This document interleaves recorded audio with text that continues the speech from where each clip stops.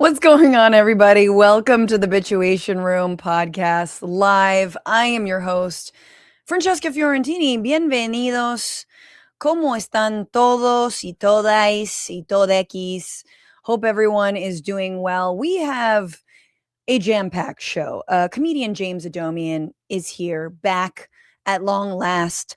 One of my absolute faves, and I'm seriously not just saying that.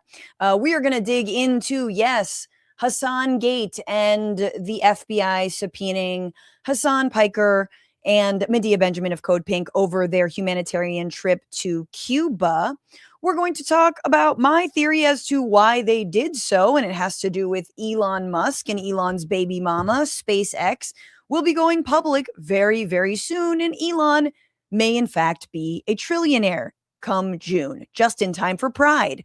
Then later in the show, Emmaia Gelman, author of a new book called The Anti-Defamation League and the Racial State, joins me to talk about why the ADL is even more effed up than just Jonathan Greenblatt being deeply Zionist and hateful and wanting to do things like arresting Twitch streamers like Hasan Piker. I'm excited to get into all of that with her. And of course, what we're bitching about before then. But before that, I wanted to let everyone know that this show has spawned another show. We've got a whole other show, and it's called Hot Button, and it's my in-studio interview series that is exclusively for patrons, for members on YouTube, and for paid Substack supporters. And for 1 month, Franny has just turned on the spigot for a free month of Patreon access. That is right. From May 26th today to June 23rd, which is in a little bit, you will get free access to those full Hot Button interviews, which we have interviewed Melina Abdullah of Black Lives Matter Grassroots, 6 years and counting, strong in this movement. We've interviewed Chani Nicholas, who is an astrologer that, my God, the fragility of men who are very mad at me for even engaging in astrology is wild. And I encourage you to watch the full interview. It's fascinating. She has some thoughts on what August might mean for Donald Trump. So don't hate me for believing in planets and stars, because, you know, they're real, unlike your fantasy football league and, you know, you believing in the Marvel movie franchise or D&D. Just don't. It's fine. Anyway, the point is and that, by the way, is our last interview, which was so good. I love Chani Nicholas, and my God, the gender divide is wild. You get free access to all of that. And of course, our interview with City Comptroller of Los Angeles, Kenneth Mejia, on why LA is broke, where our money is going, why, and I don't want to give too much away. And then upcoming, we have interviews with Memo Torres, with Poppy Lou, who is in the new Boots Riley movie, I Love Boosters, who happens to be a friend of mine. It's going to be so good. So get at that. We've got 1,000 spots for free members. And if you're already a member and you're like, oh no, I'm already a member, it's okay. You can still make good on that. You just go over there, click the link, and you basically get a free month off. So thank you so much for your support, and I hope you enjoy it. Oh, the last thing that you get access to is the Ask Me Anything, guys. So you can send in your questions and you get access to it. Usually this is only for patrons and only for Substack paid members and only for YouTube members. But over the next month, you, my friend, also get access. So send in those questions, bishiation@gmail.com.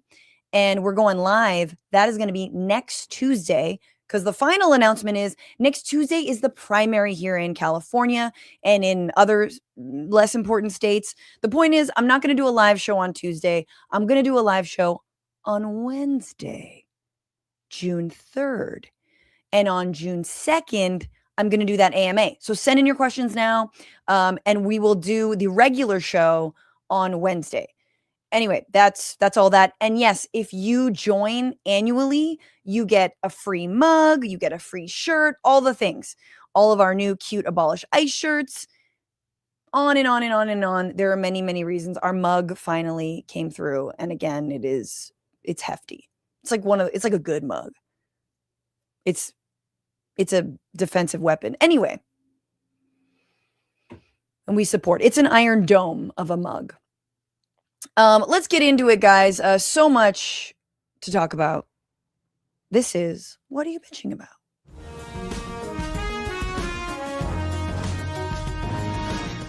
Oh, also like and share the stream, you guys. If you're like, I don't want to nothing, just like and share the stream. If you're watching live, just click the like button, click the bell, ring the bell. You know, let people know what you're watching and when we're live. Sometimes we go live at crazy times. Like on Friday, I'm gonna be with Waj Ali on my show, and it's gonna be 1:30 p.m. Pacific. The point is, click the button, like and share the stream. The DNC autopsy.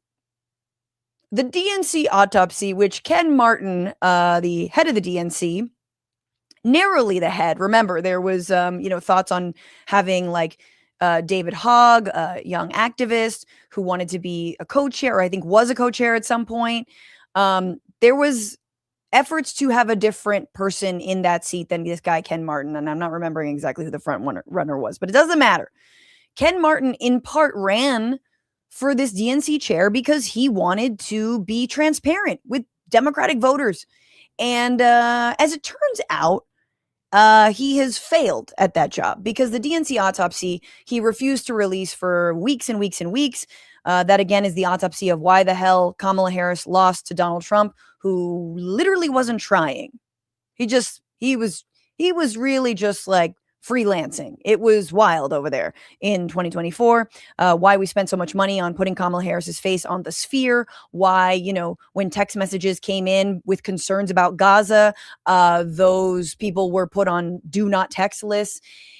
And that autopsy finally has come out, and it is being called a disaster by polite commentators, honestly. It's a shit show. It has no resources. In other words, it says, oh, this document has been references, data, and da-da-da. There's no data. There's nothing that's being referenced. It really does read like it is ChatGPT, and it's very, very vague. The guy who put it together is a consultant named Paul Rivera, which there's some Paul Revere joke in there. Some red states are coming, but Paul Rivera, the woke Paul Revere, no, he's being blamed for all of it.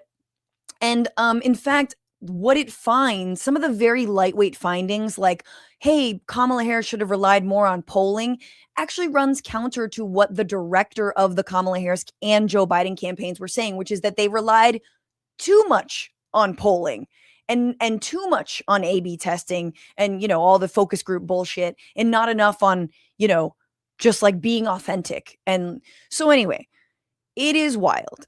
And of course, one of the biggest things that it does not mention is Gaza. As Kamala Harris is running for this seat, there's a genocide going on. There's still a genocide going on, but we are in the throes of it as Joe Biden refuses to break with Netanyahu over anything, right?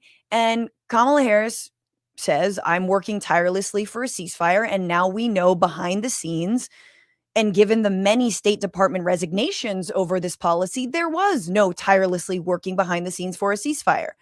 And so whether or not it contributed to people not voting at all, for staying home, heaven forbid, voting, of course, for, Donald Trump, who made very, very, very clearly transactional overtures to the Arab American community, but only because there was a lane open, because Biden and Kamala were not taking, concerns seriously. None of that was discussed. None of that was is in there whatsoever. And because we don't have a full autopsy about how, Democrats and Republicans, but specifically Democrats, support of Israel has cost us elections and costs, politicians their goodwill. You have people who still support AIPAC-backed candidates like Wesley Bell in Missouri, when Cori Bush is currently running in Missouri to get her seat back, which she lost because AIPAC put $9 million behind Wesley Bell, and she was the incumbent, and they ousted her, and Cori Bush currently is running for her seat back. And yet you have people like Jasmine Crockett, who we all know and love from her little grandstanding around MAGA. She talks about white supremacy. She pulls no punches when it comes to making fun of Trump. She's, had it out with Marjorie Greene. She's a fighter. But at the end of the day, you cannot with a straight face say you're a progressive or that you're with the people and you support Wesley Bell over Cori Bush. Take a listen. People go out and vote again. Do not get comfortable at all. We are living in unprecedented times, and I can tell you that there is no one better for this moment for Missouri 1 to keep his eye on the prize, which is you, the people, than Wesley Bell. No, there is someone else, and it's Cori Bush. It's the person who, did a sleep out on the steps of the Capitol when the eviction moratorium was expiring during COVID-19. It was one of the first signatories of the ceasefire resolution after the genocide started. It was the person who, when she lost, said, AIPAC, I'm coming to tear your kingdom down. It's Cori Bush. And I am so sick and tired of empty identity politics that pushes centrists like Jasmine Crockett by virtue of the fact that she's a Black woman, expecting all of us to just shut up and not actually say, I don't think her record is all that progressive, and I don't know why she's endorsing Wesley Bell over another very qualified former congresswoman herself, Black woman Cori Bush. We're not supposed to talk about that. So I'm just so tired of having to knee-jerk support, people of color in places where they are doing active harm, and they're supporting an AIPAC-drenched candidate like Wesley Bell. And the same goes for my district out here, CA21, in the form of Representative Jimmy Gomez. Representative Jimmy Gomez takes hand over fist blood money, okay? And we all over here need to be supporting Angela Gonzalez Torres for this seat, because it doesn't cut it anymore. So again, the lack of an autopsy, the lack of seriousness with which the Democratic Party deals with Israel, Palestine, and with its base's desire for real human rights abroad, for taking our taxpayer dollars out of this endless assault and occupation on the Palestinian people. It's ridiculous, right? And so I'm like, I didn't say anything about Jasmine Crockett during the Tallarico primary because I was like, you know what?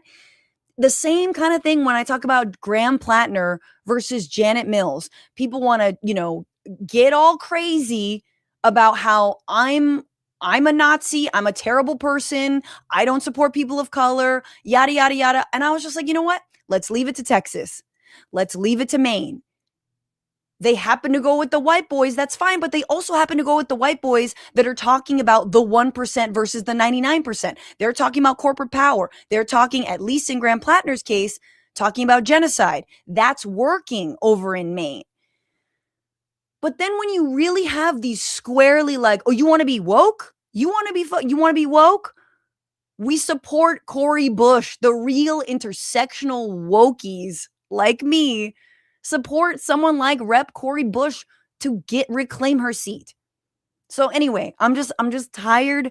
I'm tired of being expected to not look under the hood of a candidate or a congressperson simply because they're doing, performative shit. I'm just tired of that. We're done with it. That's not to say we don't support where they stand and where we can come together. I'm not saying Jasmine Crockett's evil or awful or anything like that. Again, I think she's a stalwart against racism, and I think that's critical. And there needs to be more. And you should be supporting Cori Bush, because everyone's silent as fuck when you want to oust a fucking Black woman incumbent who happens to be a lefty. Everyone's silent. All right, I'm done. We got a long show. we gotta move it along. He is a comedian. He is an actor. You have seen him on Jimmy Kimmel Live as Mike Lindell. You've heard him on a million cartoons in his new comedy special. I mean, it's not that new, but it truly is one of my favorites of the last year. Is called The Path of Most Resistance, and it's available for free on YouTube. Please welcome Mr. James Adomian. Hello, hello. Hi. Hi, Francesca. Good to see you. Good to see you. James, you were sort of, as we were going live, you were like listing off all of the politicians in California and candidates who you can do impersonations of. you sort of like, I mean, we know you're renowned for being a good impersonator, but now you're just starting to flex. They're on the news, and when I say that, they're purchasing the ads ahead of YouTube videos, or even when you log into a social media app or something. Is Spencer Pratt buying ads on my videos? Kill me. Oh yeah, I found out. Speaking of that, I found out in the last couple of days that my special that you just plugged. I have a whole bunch of visit Turkey, Turkish tourism ads, and it's like I'm Armenian, and I have bits about that on my stand-up special, and they were like, "Oh, well, let's use that as an opportunity to get people to visit Turkey." So I'm like trying to figure out how I can get in the comments and be like, "Hey, actually, visit Armenia, dude." But in California, I have constantly you go to a restaurant and on the TV there's a Tom Steyer ad playing, and I like him. I voted for him. I voted for him like carefully. What does that mean, carefully? Like, you did a little research? Well, yeah, I did a little bit. The first thing that pops up is he's a billionaire. He's a billionaire. He's a billionaire. And then what is fascinating about him to me is that he almost does his own attack ads against himself. Yeah. He's like up front with everything wrong with Tom Steyer. He's like, "My name is Tom Steyer. I'm running for governor. I'm a billionaire, and I'm against that. That's the wrong move, and I'm ashamed of it, and I'm going to stop myself from being a billionaire. I made my fortune of billions of dollars on private prisons, persecuting poor people, and making sure that microplastics were put in the diets of small children. All of that was wrong, and I'm against it, and I've been against it for decades now. But I need you to trust me." He's like, I really did tell him to his face, and I've said this, like, he's like, a billionaire. He's like Bloomberg, who was visited by 3 ghosts, and he's seen the light. He didn't like that. He was like, "I'm friends with, Mike," but okay. But he is like, that was 20 years ago, and that was a mistake, and I was wrong for that. Meanwhile, every fucking day you get a new little more and more revelations about who's supporting Javier Becerra. This week it was Uber. Last week it was Meta after they fired 8,000 workers. Then it was McDonald's with $500,000. And you're just like, what the fuck? Every corporation that sucks is dumping all their money into Javier Becerra. And he's a standard ass Democrat, the kind that I grew up with here in California. And it's funny to me that they're pouring money into his campaign, not Steve Hilton or Chad Bianco, nearly as much as they're dumping money into Javier Becerra. Right. I mean, because they know that, like, Hilton's probably, look, if we do our job right, Hilton won't be in the top 2. I know he's polling better, but I don't know. I still don't believe if you're Uber or Chevron or McDonald's, you want a Hilton versus Becerra election in November. Yes, if you're anybody else, you want Steyer versus Becerra. You want a Steyer Becerra for sure. For sure. I think, people are like, "Oh, you support billionaires." Yeah, man. I support billionaires who somehow talk about trans rights, homelessness, and climate change in like ways that have gotten endorsements from people like Bill McKibben, climate activists, and, like truly transformative fucking language, talking about like how we need to create like housing for people that people want to be there. Like, you don't have to be clean and you can keep your pet. It's like, who the fuck talks like that other than someone who's like working day to day with like the unhoused community? It's just, this is the shit. Like, and I know I am not a Republicans and Democrats are the same person. I am not. But I swear to God, when I see the endless corporate support of Becerra, I truly don't know, like, Hilton would be wild, but on a affordability corporate power level, I'm not sure how Hilton would be worse than Becerra. Like just on its face. Things would be a lot worse in other ways. I mean, he would have a welcome mat rolled out for ICE and everything in the state. Just Becerra like might Pratt. But then you could do his voice and his impression. I'm eating a taco. I know. Why do we think we need a British James Bond villain as the governor of California? Enough of this American falling for Brits who speak as if they have a psychological authority over us. That was Christopher Piers Morgan is so pissed that Hilton was running for because Piers Morgan has like a residence, I think, here in LA. Of course he does. Yeah. Yes, of course. Let me guess, Santa Monica. That's where all the Brits live in LA. I think it's Brentwood. I don't know. I found out at some point. Pretty close. Yeah, same shit. James, are you bitching about this? Or is there anything else that's okay, yeah. I mean, I think it's a good time to talk about it. We're a week out of the election, and I'm excited about some candidates, and I'm sort of practical about others. And I will formulate my statement thus. I think I see a lot of infighting on the left and among people who call themselves the left or whatever. And I pretend I don't notice it and I look past it. I have my eyes fixed on the horizon in many ways. And I have an ecumenical general outlook on a lot of internecine feuds. I love ecumenical outlook on internecine feuds is the title of this show, but continue. Well, maybe I fell down a Wikipedia hole and was reading a bunch of like church history or something. I don't know, but I think people have valid points in the mayor's race, for example, criticizing everyone from Nithya Raman to Karen Bass to Ray Huang, or promoting them. And I think no candidate is perfect. I have made my decision to vote for Nithya Raman enthusiastically. She's my current city council representative, and I like her, and I've done some fundraiser shows for her.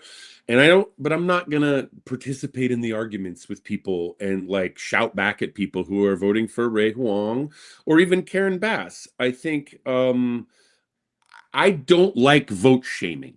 I don't like it when the so-called centrists, who are not in the center of any actual political opinions, and as a side note, the term centrist means the middle point between what rich people think. And the thing about rich people is they only know other rich people. They don't know real people unless they are their servants or like one or two people who went to college with their kids or something. For the most part, rich people do not have any contact with real people except as fucking customers or servants or whatever. That's exactly right. And that's what centrists are. They're the middle point of whatever wealthy suburb is for the opinions. So I always put centrists in quotation marks, but I hate it when they do vote shaming. I hate the whole thing. I hate the whole narrative. It doesn't work. If it worked, Kamala Harris would be president right now. Like it doesn't work. And you have to make a positive case no matter who you are. And I'm someone who, I think I had early, and people on social media hate me for my takes on, the mayor's race. And full disclosure, I've had interactions with both the Raman and the Huang campaign that have left a really bad taste in my mouth. That I don't. Yeah. And I think more broadly, politically, I'm bitching about the fact that we don't have ranked choice here in LA. We don't have ranked choice on a statewide level. There's no reason that Steve Hilton would be anywhere within striking distance, nor Spencer Pratt, if we had fucking ranked choice voting. Cities like San Francisco have ranked choice, and we should have that here as well. But putting that aside, it's coming. It's coming. We have to be patient. It's gotta be. This has got to be the last fucking election where we're like, what are we doing here? We're going to be flirting with this like AI version of Trump, who's just, like this local fucking reality TV star. But yeah, I think I voted non-enthusiastically for Raman. And I will say, people really hate when you don't enthusiastically vote for somebody. Whole thing. And I would like to maintain my ability to like I defend my right to unenthusiastically vote. Do I like it? No. Do I want to fight for a ballot and a situation where I enthusiastically vote for someone, the Zoran Mamdani, the Bernie Sanders? Abso-fucking-lutely. And so even when you vote defensively, I don't feel like I politically lose out. I don't feel like I'm like a lesser person. I'm a lesser like political animal, that I'm like not as smart or I'm not as like committed. No, it's literally, I think of voting like flossing and paying taxes. You just have to fucking do it. And you don't love it, but you do it. I will say there's the so-called centrist narrative where they're like, if you did a protest vote or didn't vote, it's your fault. And I'm like, no, a blank ballot is a legitimate exercise of your civic duty. Yeah. You're not required to vote for anybody. And also, I always do vote for somebody, almost always, unless there's like one candidate in the race or something. Or an uncontested Yeah. Superior Court judgeship. And you're like, I don't know. I generally don't vote for uncontested judges, that kind of thing. And I have some rules. Like, I'll never, ever, ever vote for a prosecutor. I mean, there could be never say never, right? If there was Did you vote for Kamala? I did. There's the exception. Hey, got you. I will say this: I do not vote shame anyone at all who chose not to vote for her. I perceived that she had subtly communicated a slight distance from Joe Biden on the genocide in Gaza and some other issues, and so I took a gamble. I voted, and I thought a big symbol that won me over was when she chose Tim Walz as her vice presidential candidate over Josh Shapiro.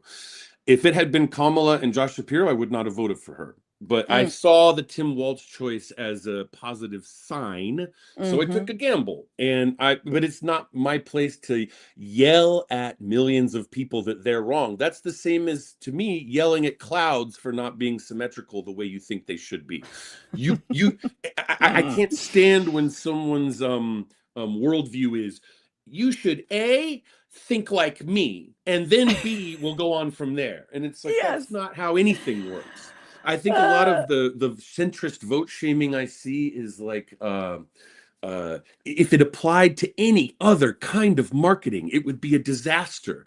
Imagine if there were people online going like, 7-Up has fallen out of the top 10 soft drinks in America. And so congratulations, Sprite is the #1 lemon lime soda, and the rise of Starry is the fault of you who refused to choose any of them. So 7-Up's collapse is your fault. How do you feel? If that was the ads you saw on TV for Sprite, I mean for 7-Up, like learn how to sell a product. Exactly. There's some sort of Four Loko joke in there, but I guess that's illegal now.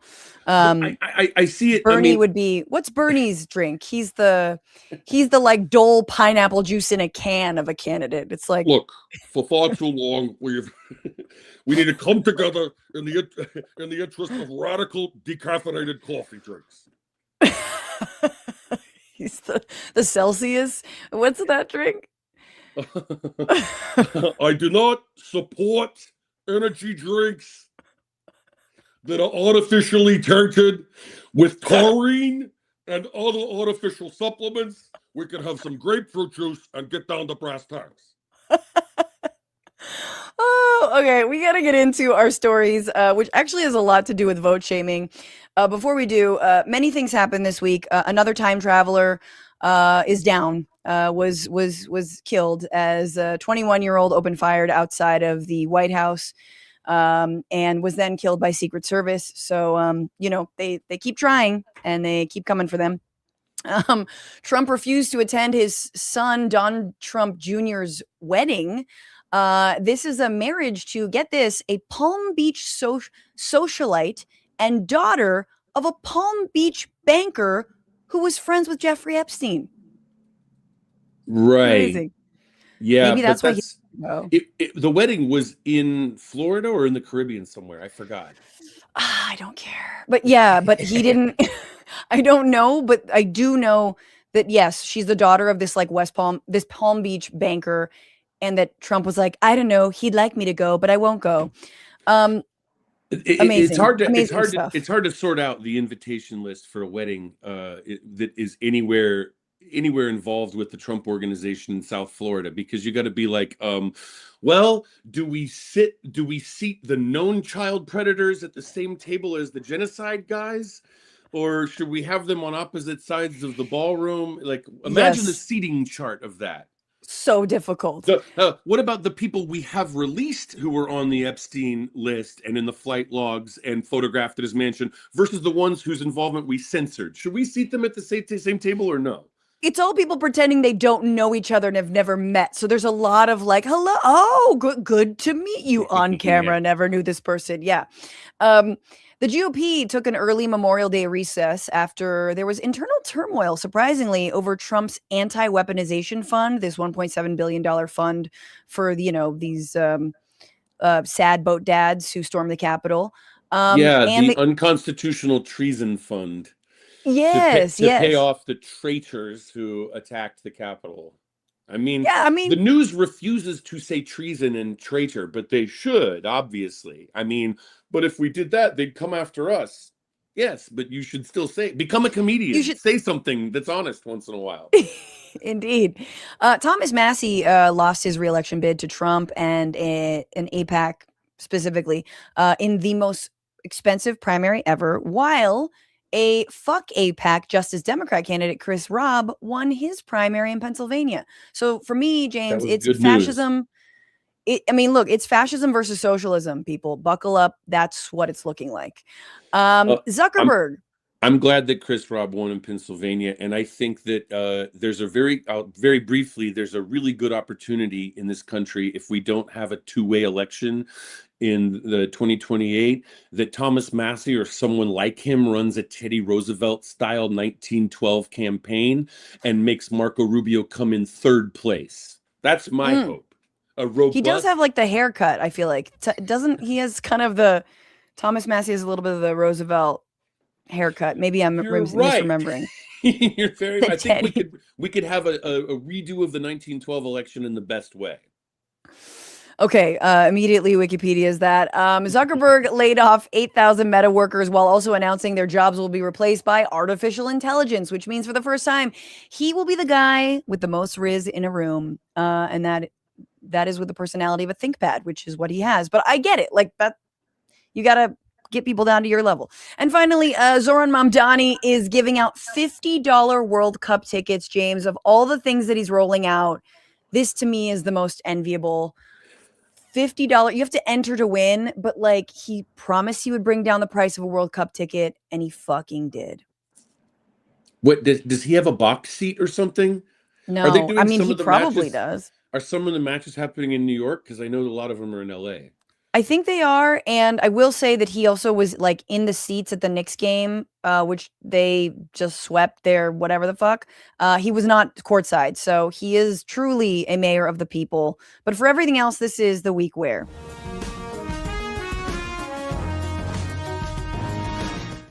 James, because you're a comic who has been on late night, you've been on Kimmel, you did some voiceover for The Late Show. Yep.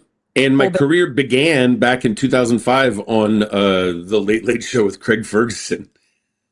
I've been on Craig Ferguson and Stephen Colbert and also Jimmy Kimmel most recently and most often. And now CBS has successfully killed The Late Show after 33 years. The show, started by David Letterman, taken over by Colbert in 2014. And I just feel like this should be discussed a bit. Like, it's not just goodbye, or Colbert was a, lib comic, who cares, liberal tears. Like, my whole thing with this was that if we really remember who was saying cancel Colbert in like 2015, when Trump was elected but hadn't assumed office yet, it was the right who was freaking out that Colbert started to go really hard in the paint at Trump. And so there is, yes, a kind of like lib in me who Yeah, I watched the monologues occasionally and I thought they were fucking good. I thought some of them went pretty hard. And the fact that 10 years later, Trump's back in office and Colbert got his show killed because CBS is now run by two psychopaths, pro-Israel and specifically pro-Trump, billionaires. Oh, the Ellison family? The Ellison family, like it should just they're about to buy Warner Brothers, and then we're going to be on lookout for them to release like a AI doctored version of Casablanca that's like that's like, let me tell you, the billionaires out there, they're the ones that are going to save us, darling. Look, fascism is something that can't be stopped. And also, like, they are creating production companies that are basically resuscitating all of the predators that were not even taken down by the Me Too movement, but like the Brett Ratners and all these people. They're going to reboot Rush Hour, which also Chris Tucker was at Epstein Island, and I feel like we haven't talked enough about that. Jesus Christ. I didn't know that. Was he dressed up like his character from The Fifth Element? Probably, which is a great character. I mean, that was his best role. I know. Jesus Christ, that's tough to handle. That was a funny movie. Yeah.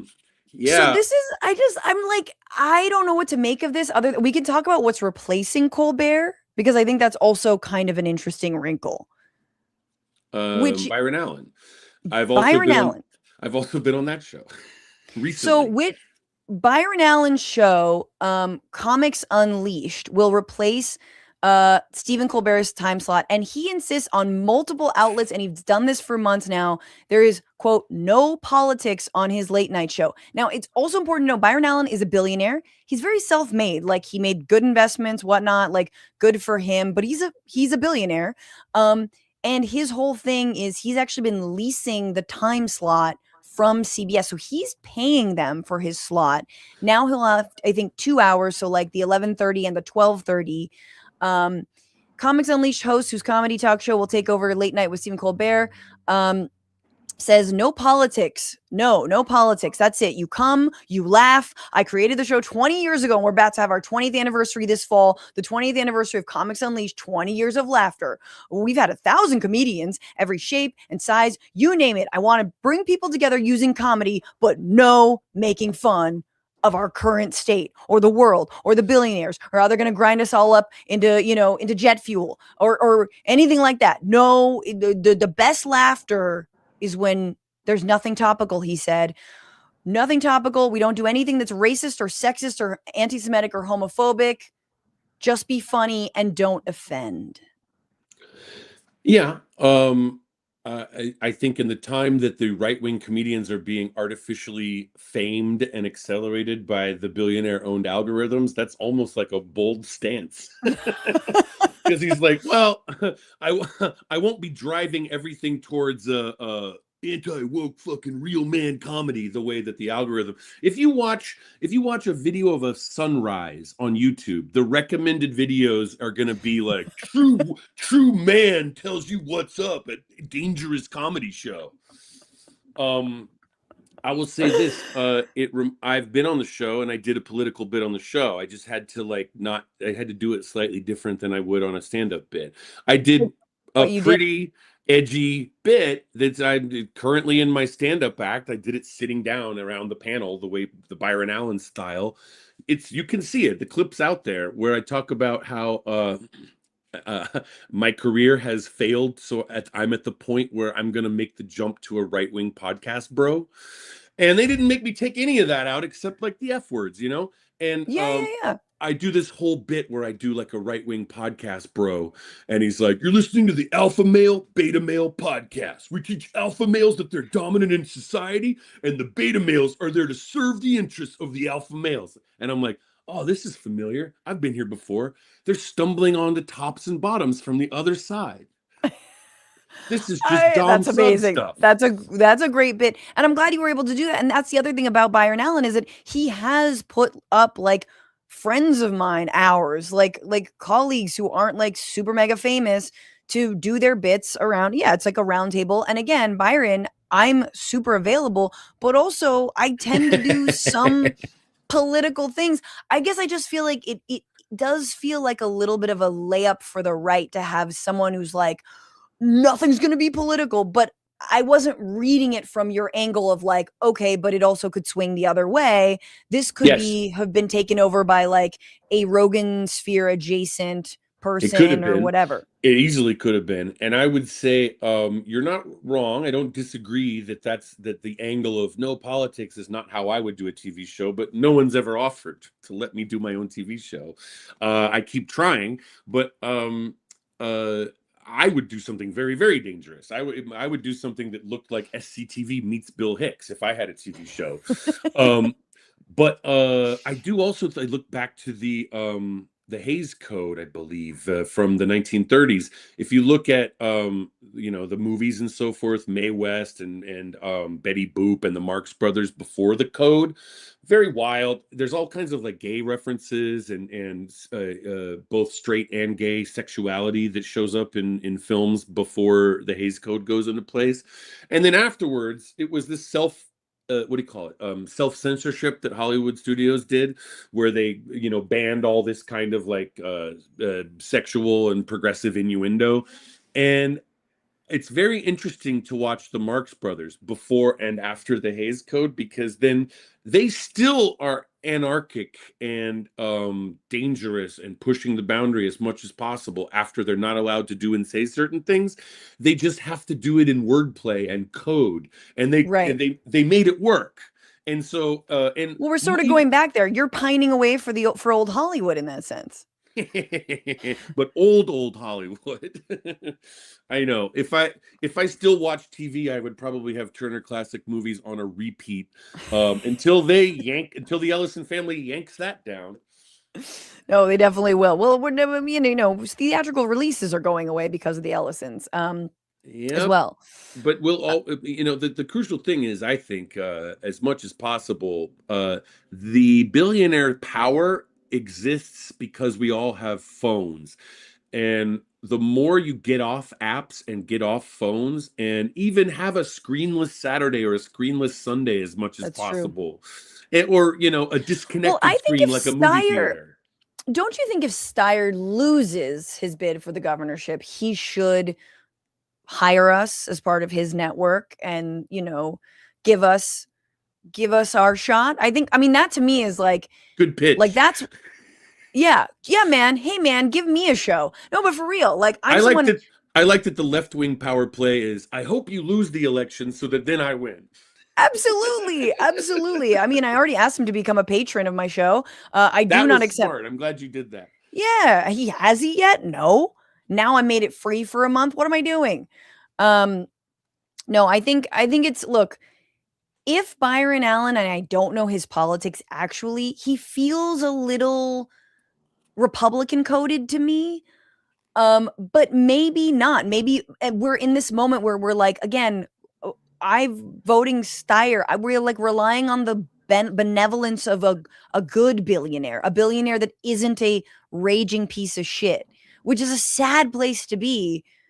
But I guess it's better than fucking CBS. Or you know what I mean? Or like the other side? The ruling regime of CBS. The ruling regime, yeah. I think that there's struggle at many levels simultaneously. It's actually 12-dimensional chess, not the dumb version of it that Elon Musk claims. I'm playing 12-dimensional chess, obviously, which means I'm taking a 12-dimensional dump on your chest, like LOL, like right, like not the way that a dumb guy who's had everything handed to him believes, but like actual, like they're the fascists are coming after the Colberts at the same time that they're going after left-wing activists and so forth. Yep. And they have large prison camps that if they get their way, it doesn't look like they can do it right now, but if they get their way, they're going to put a lot of liberals and leftists in the prison camps next door to each other in the same rooms. I can't believe I buried this, but yes, here's what Trump wants to do to all of us. Come back to our final broadcast, ladies and gentlemen.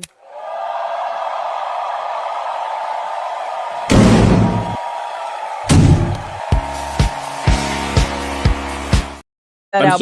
I'm so glad you posted that because you can hear me okay. I'm so glad Yes. you posted that because when I saw that, it's worth pointing out, and not enough people did.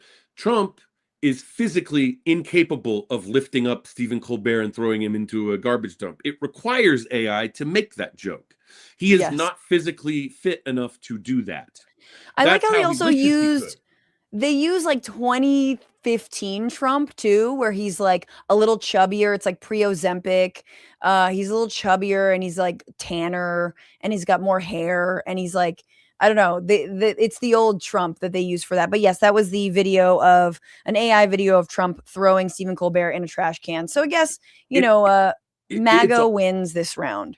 I don't think so. It's incriminating. That's evidence for the treason trial.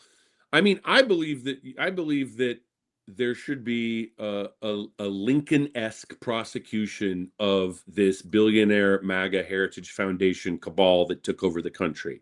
Yeah.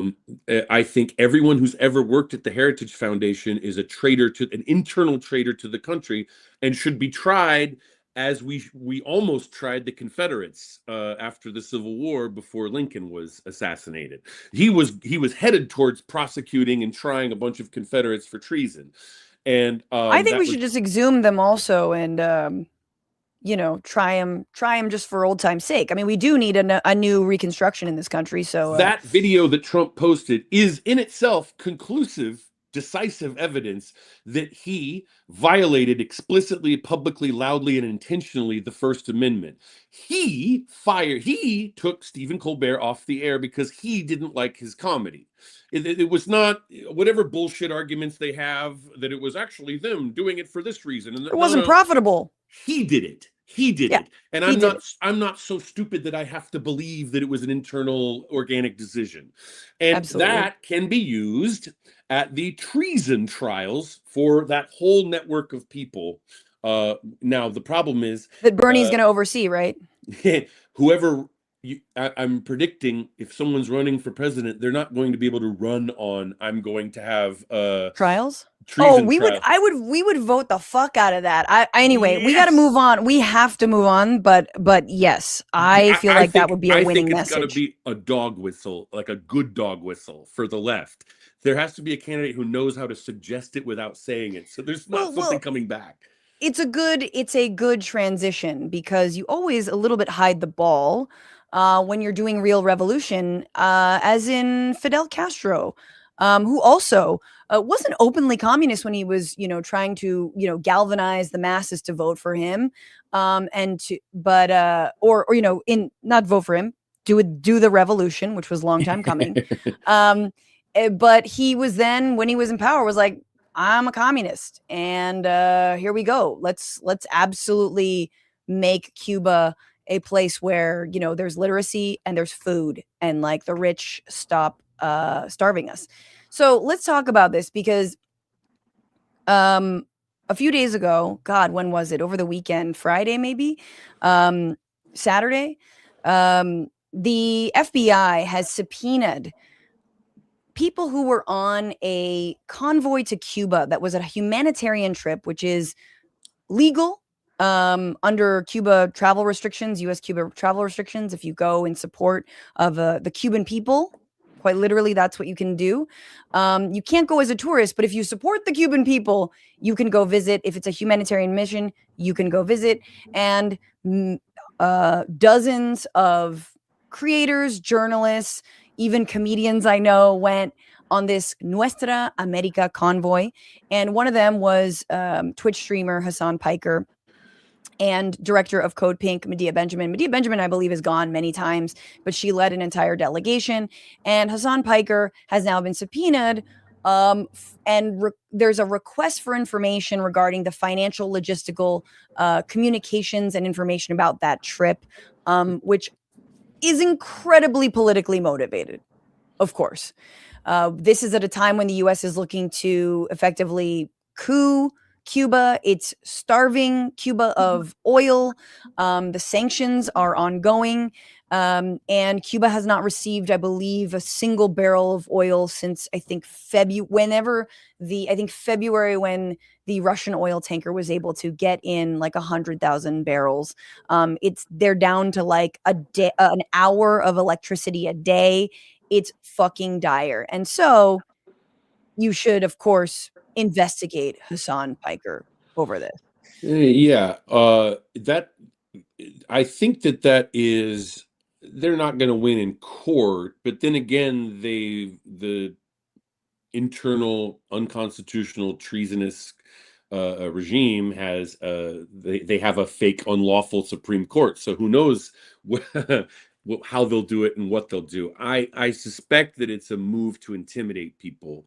Yeah. I don't think they're going to win. I think the plan is to try to drain activists of time and money fighting it, and also to send a warning to other people. And absolutely, and also make Hasan stronger than he's ever been. And look, it is so clear, that like to me, I have a theory on why this is happening, but just in general, one of the things they're trying to get him on, supposedly, is like where he stayed. And I think there's been also a lot of misinformation around, staying at a so-called 5-star hotel. And this convoy did stay at a hotel that was permissible by the U.S. State Department. There are places you can stay. There are places you can't stay. Ryan Grimm, journalist with Dropsite News, tweeted, because he was on this convoy, said, according to public statements, it's believed that the delegation members, this is quoting, stayed at a hotel the U.S. State Department has put on a Cuba restricted list as businesses directly tied to the communist government of Cuba designated as a state sponsor of terrorism. Then he writes, we stayed at a legal hotel. This whole thing seems to stem from an erroneous viral tweet. You know who actually stayed at a sanctioned hotel? Nick Shirley. We know because he broadcasted from it and told everyone he stayed there. So it seems, again, you're not supposed to stay at like a Cuban hotel. You're supposed to stay at like you can stay at a foreign hotel, so long as the money's not going to like the Cuban government itself. And from what I know, it seems like this delegation stayed at like a Spanish hotel, whereas Nick Shirley is this little right-wing influencer twat who apparently... worth pointing out, an untalented person who has no human talents whatsoever. And has made it his business to start going around Los Angeles vilifying Armenians as if there's some kind of like internal enemy in Los Angeles. He is not only doing that, he is doing that with the head of HHS, Dr. Mehmet Oz, who is going around trying to say that, yes, immigrants, specifically like Armenians, and I think, isn't he Turkish and like other... Like, which is so funny. It's like on brand. Isn't he Turkish and he's going after Armenians? Mehmet Oz is Turkish, and they left that out of the all the news reports that a Turkish member of the fascist regime of Trump has decided to try to direct the Trump monstrosity towards attacking the Armenian community in the same way that in Minneapolis they did against the Somali community. Yes, saying that there's immigrant fraud in the hospice care sector. Yes, please go after, just like they're going after Somalis for, attending daycares. Yes, please go after immigrants for running hospices for the elderly and dying. It's important to go after these unvital services that really people who are craven and are only in for the money do. Yeah, that's been proven. A world soaked up to its chest in genocide, with corporations stealing from everyone, not paying taxes at all very often, and let's go after the hospice. I have to just play. This is a really good little breakdown of a guy he's in Cuba, and he's like, I don't know who this is, but he's outside of the hotel that Nick Shirley was broadcasting from. Nick Shirley has said that he's being held hostage in Cuba. Take a listen. So Nick Shirley, the right-wing influencer, says that he's being held hostage in a hotel in Cuba. Well, guess what? We found the hotel. It's right here, Hotel Nacional. And it's actually illegal for him to be at this hotel, but not illegal under Cuban law. It's illegal under U.S. law. Let me show you how we know it's a hotel. All right, if you look at the tweet and the video that he posted, That's the room he's staying in, pretty much, right? Red curtains. This is the Hotel Nacional website. You can pretty much you can't stay in this hotel legally as a U.S. citizen according to U.S. law. Cubans welcome you here, but the U.S. does not want you staying at this hotel or pretty much any other hotel all over Cuba. There is such a thing as there is something called the Cuba prohibited accommodations list. Here it is right here. Cuba prohibited accommodations list. Below is the U.S. state. Because it's run by in part by the Cuban government, right? So that's the whole deal. And it seems like that was the same fucking hotel that Nick Shirley was at. But I want to just get into, there's a response to this that is truly depraved, and it is this kind of shit.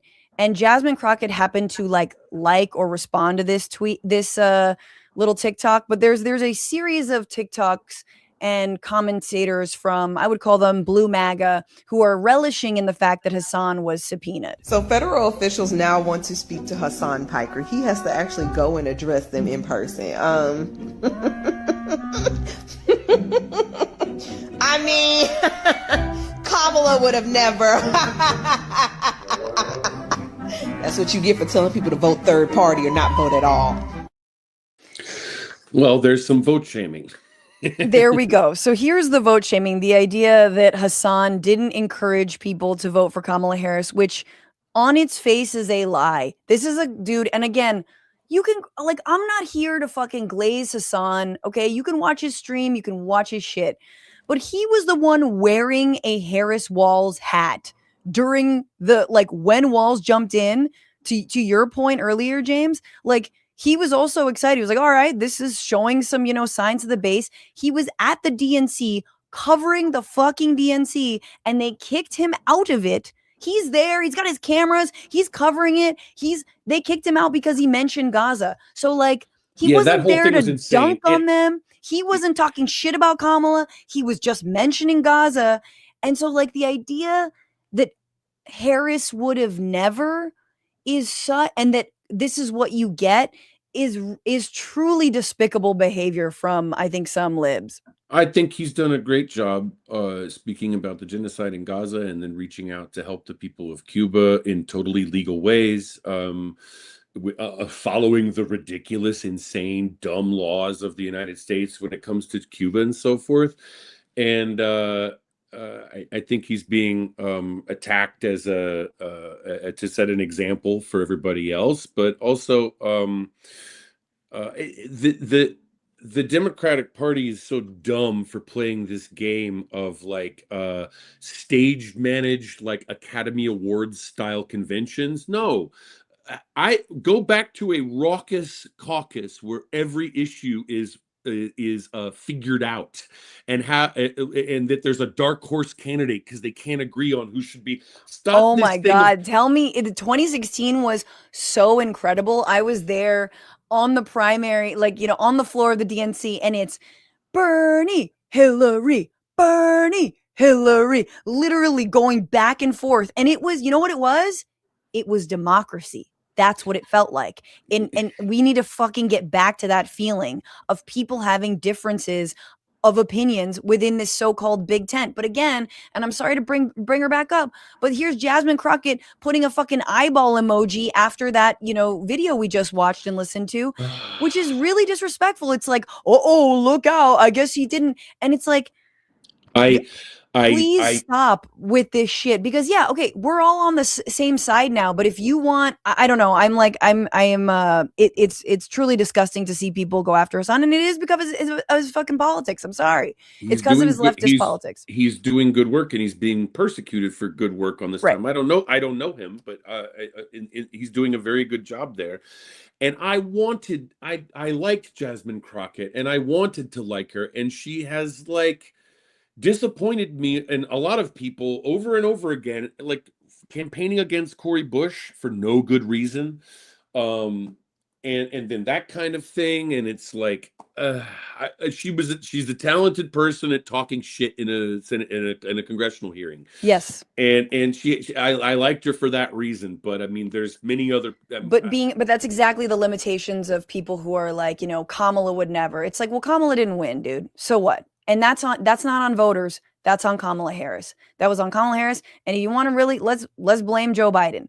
But there was, it's on and on with this. And like, we need to really, we need to call this shit out because it's pretty gross. I want to get to the real reason why I think the FBI is going after Hasan. And it's because, in my opinion, he interviewed and sat down with a one Ashley St. Clair, who is Elon Musk's one of his baby mamas. She was kind of a turning point USA right-wing influencer. I was on a Piers Morgan panel with her ahead of the 2024 election. I saw her kid and I was like, he's so cute. And it was Elon's kid. And I was like, I then realized it was Elon's. It's like, The one who was like, you're not the president. My dad is. Was it that kid? I don't know. Yeah, Elon Musk is like, I have 17 and a half children, so I can't even tell them apart. This is the woman. And look, she was kicked out of the castle, clearly, and now she's talking. She got cut off from the money train, and now she's explaining how the money train works. And one of the things she has said to Mehdi Hassan of Zateo is that, the right is they're all on the same, text threads and chains, all with the same messaging, and influencers or people online will get anywhere between $100 to a couple thousand or a couple $100,000 for tweeting something, doing a video on something. And it truly is just a Finally, that's the conversation. I have seen this for years. They've been doing this for 10 years hardcore. It's not just politics and media. It's also in comedy. If you're right wing, there is a whole algorithmic setup of botnets and, guys that each have get $100 if you boost James's tweet. Go, go, go. Yeah, but not me. If it was like the right-wing podcast bro version of me, then yes. Yes, but Hinchcliffe. But anyone who's like doing slurs openly. No, exactly. And so she's blowing the whistle on that. I do want to get to what she said on his stream because she's also on her own TikTok, Ashley St. Clair, and she's reading out these text messages that Elon Musk sent her after or right around the 2024 election. And one of them seems to hint that perhaps Elon's satellites, his Starlink capabilities, maybe did something to the election results of 2024. You got to take a look. He actually talks. Oh, hang on. Wait, hang on. He actually talks like this? Yes, he actually talks like this. And I wasn't being hyperbolic when I said Can I read this one? Yes, you can read the whole thing. Okay. You can read anything except my pick-me-isms. Okay, I'm feeling more optimistic after tonight. And tomorrow we unleash the anomaly in the Matrix. And then this is not something on the chessboard, so they will be quite surprised. This is not something on the chessboard, so they will be quite surprised. Tomorrow we release the anomaly in the Matrix, like LOL.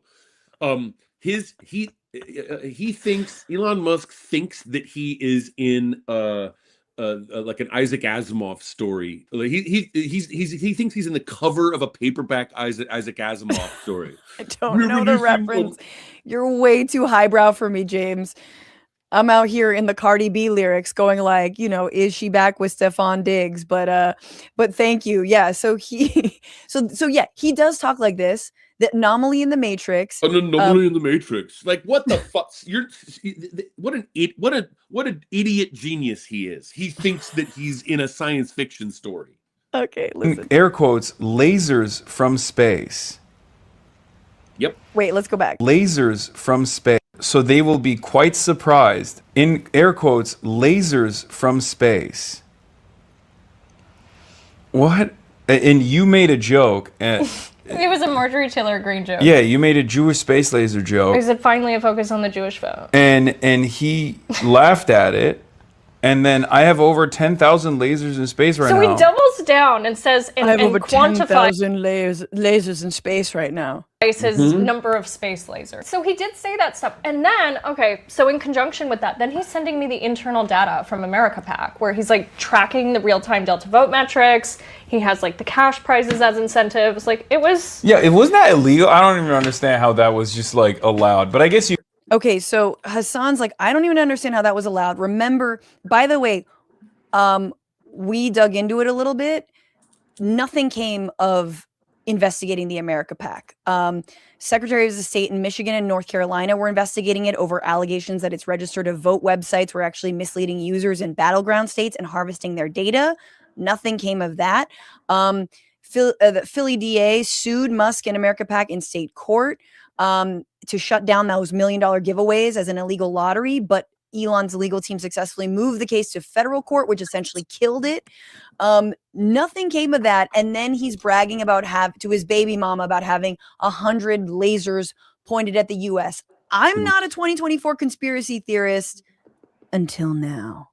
Well, I hate the term conspiracy theorist because I think it's a button that like people with New York Times brain press in order to make something go away. Oh, conspiracy theory. Now that's automatically dismissed. And it's like, no, you have to argue it out. You don't just get to say it's a conspiracy theory and dismiss it. Yes. Thank you, James. And I think the term conspiracy theory is weaponized by people who do plan and carry out conspiracies against the general public. Yes. The Epstein files have proven this. I think the Election Truth Alliance has made a compelling argument that Elon Musk was deeply involved in gaming the U.S. election. This isn't the first time it's happened in world history, but I think this might be the most extensive time that they did it.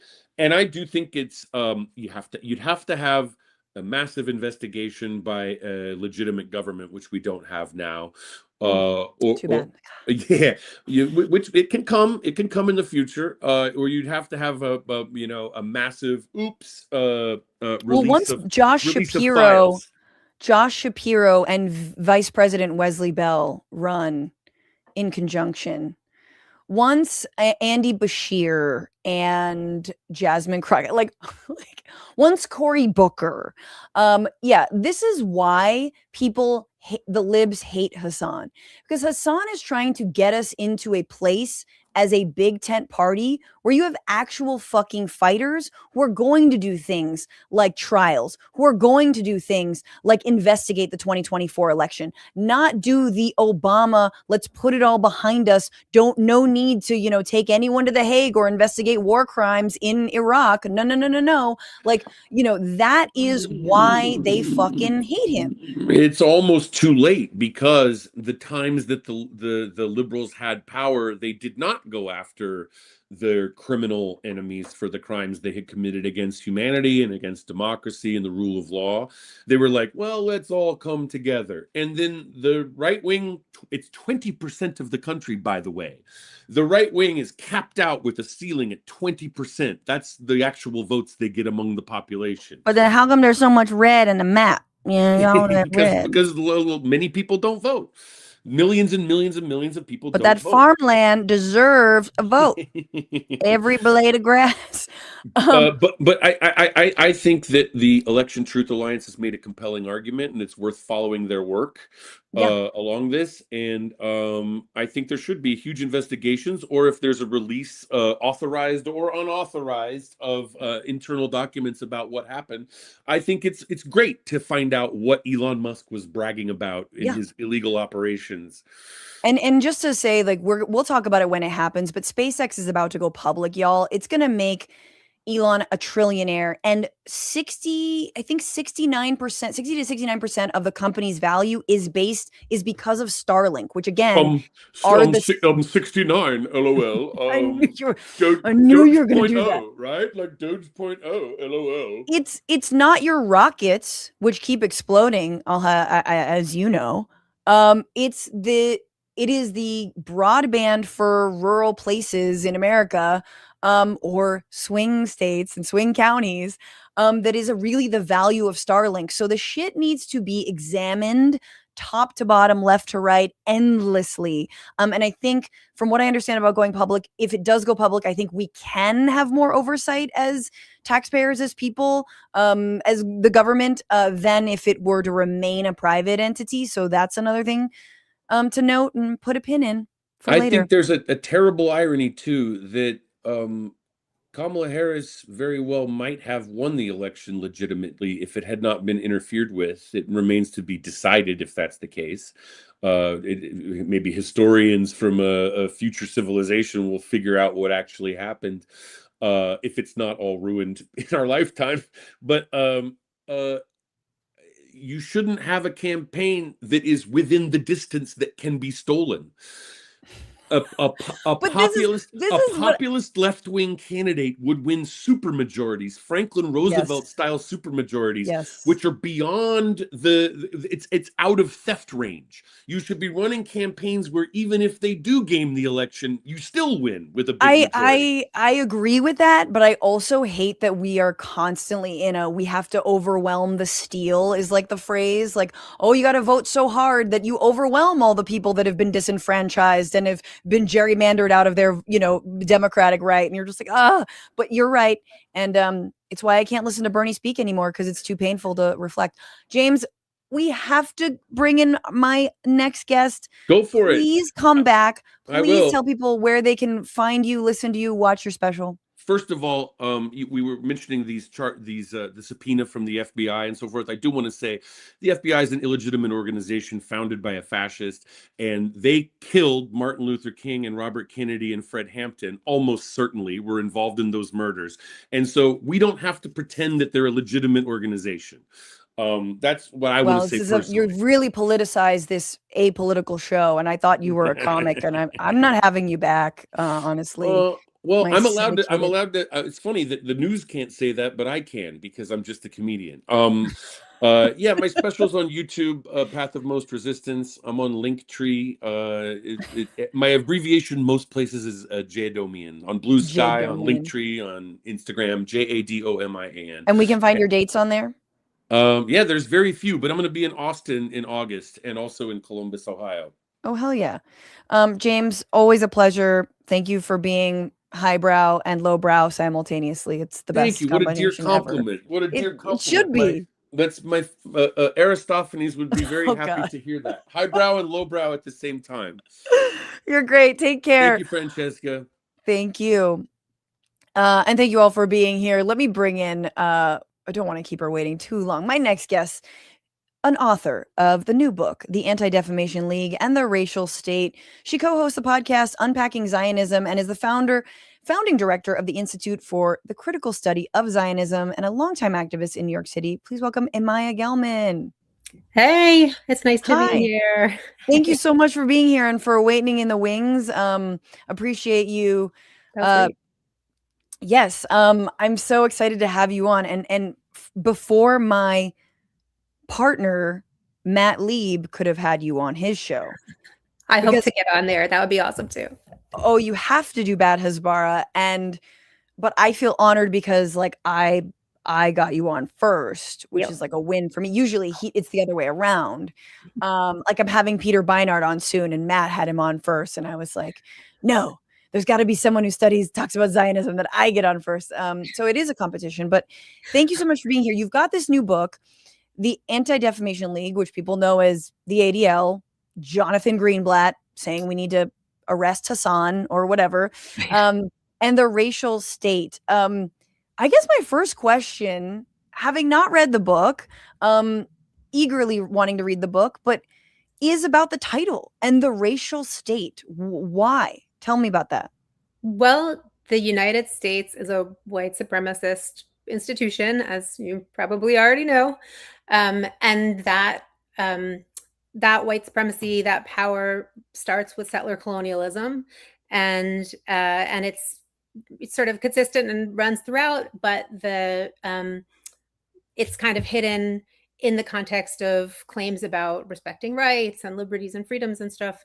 And so the question is, like, how do we get a state that's founded on settler colonialism, indigenous genocide, on slavery, and call it like a bastion of liberty, a democracy? Yeah. Right.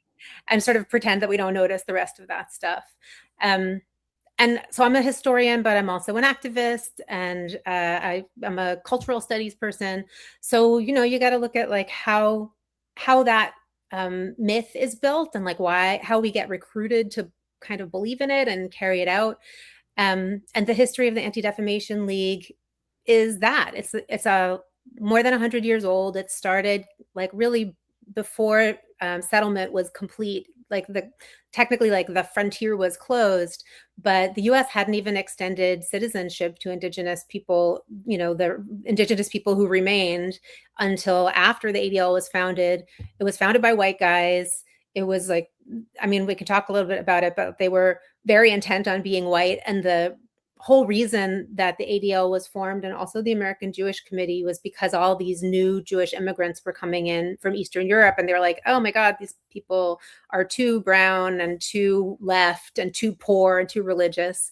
And so we have to figure out how to like whip them into shape. And it just proceeds from there. Like they didn't stop with Jewish immigrants. They went on to attack the whole rest of the left and make sure that anytime there was a challenge to racism, that it got sort of smoothed over and defanged. I really want to dig into all of that because that's fascinating. And I think we only have like sort of cursory knowledge of that. But what we see is the ADL of today, which, I think before October 2023 was kind of one of the only sources that, even I occasionally with a asterisk would reference for, anti-Semitic hate crimes or things that we need to know about. And I think especially relevant in the era of Trumpism and, white nationalism coming, not back, but like in its final form, in a way. But I think post October 2023, we really did see like the leaders of the ADL enforce this line around Zionism and around, basically equating anti-Semitism with anti-Zionism with pro-Palestine speech. You tell us about that. Has the ADL always been Zionist, and had they been sort of like hiding the ball? And how does this like tracking of anti-Semitic hate crimes kind of allow them to, or had allowed them to hide the ball up until maybe recently?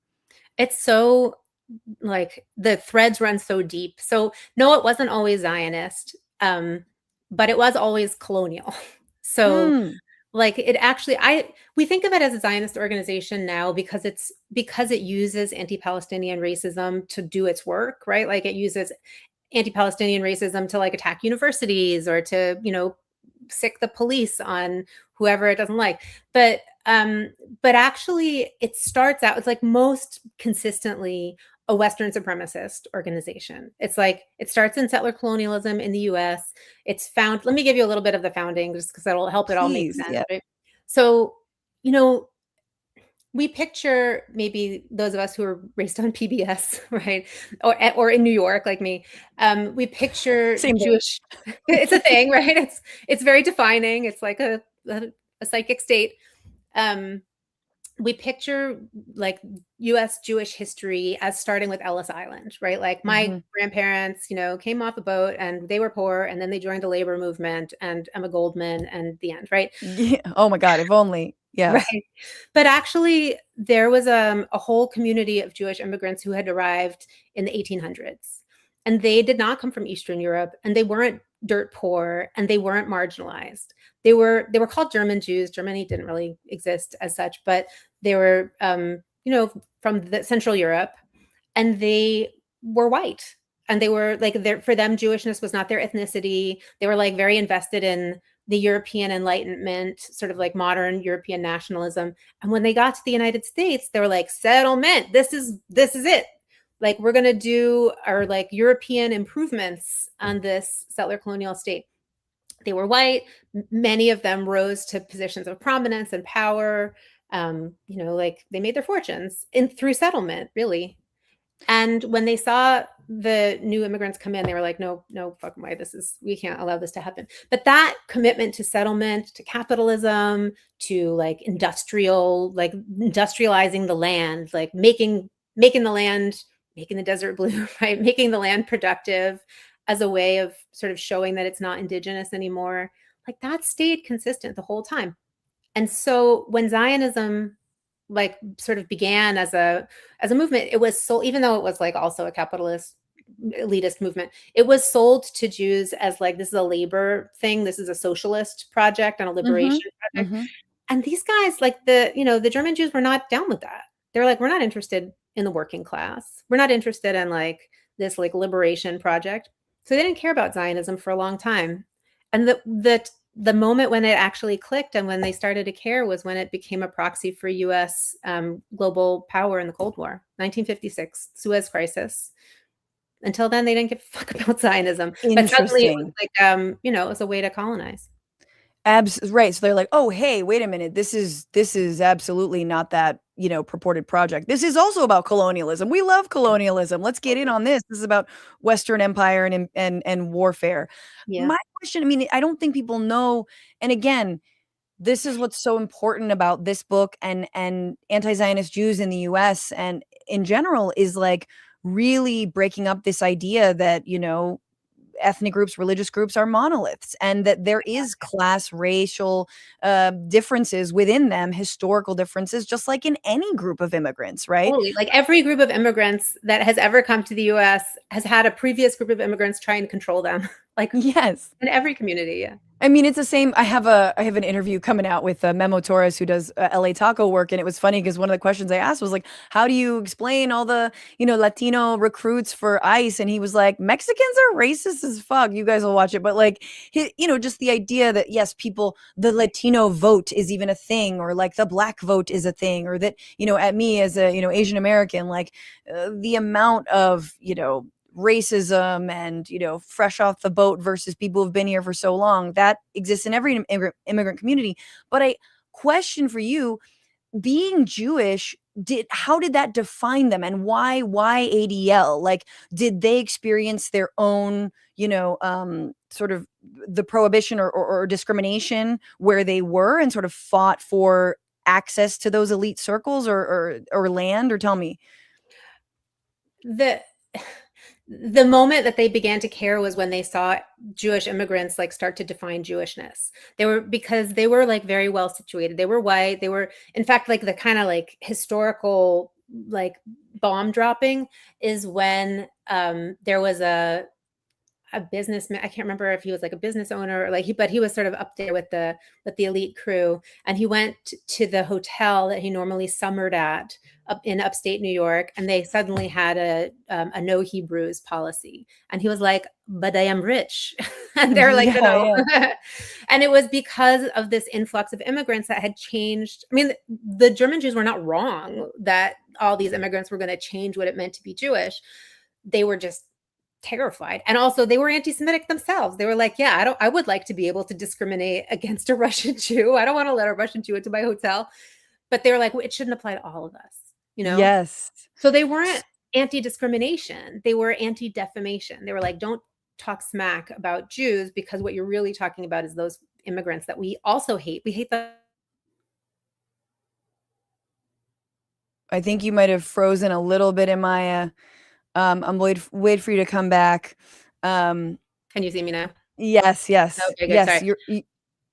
Please finish that one last point. Sorry, I don't know where I got cut off, but they didn't care about discrimination. They were like, don't talk smack about Jews, because you're actually just talking about those like crappy immigrants over there that we also hate. And then you write, and you've written many different articles, and then of course this book, that like the ADL was created to, quote, subvert grassroots Jewish organizing. Explain what you mean by that. It wasn't actually just the ADL. The German Jews were not politically organized in that era, because they actually, and there was like a moment where the ADL actually wrote this down. They were like, if we organize politically as Jews, then it marks us as separate. And we're not separate. We're just white people with a different religion. Right.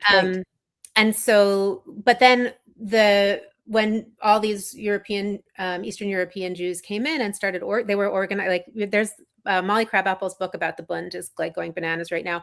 So they were organized with the Bund. They were raising money to send weapons to Jews in Russia to fight the Tsar. They were like, they were leftists, and they were in the street, and all the German Jews were like, what is going on? This is so disorderly. And it seemed like they were going to form an organization.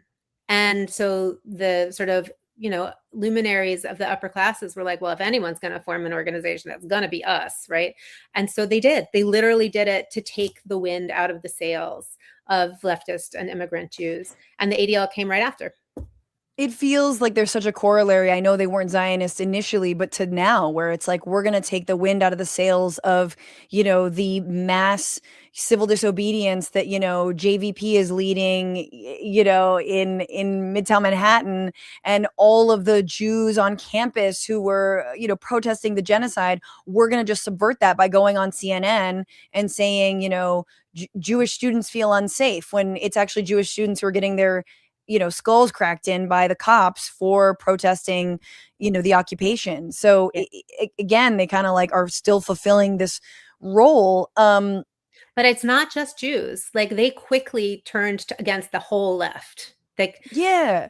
Well, explain and that, because it seemed like that was sort of their into maintaining their whiteness as whiteness, began to be to change and such. But you talk about they worked with the House of Un-American Activities, and going after communists, which we know ensnared many Jewish Americans, and then also working against the civil rights and Black Power movement. Can you just walk us through those moments? Yeah. So just like hold the kernel of the ADL's founding as a settler colonial organization, right? It's like super consistent all the way through. Before World War II, most of what the US was interested in territorially, not all of it, but most of it was focused on the US. After World War II and the Cold War, it turns its gaze to the sort of the rest of the world to try and like impose Western capitalist dominance elsewhere.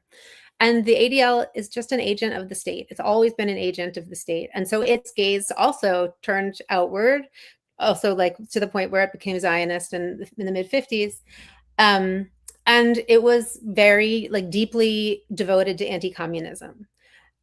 So part of the way that it was anti-communist was it attacked communist Jews, because it was like, it published in 1938, the ADL published a book that said there's no such thing as a Jewish communist. It's like, oh, really? Because it looks like Hitler is actually trying to murder them all. And the ADL was like, nothing to do with us.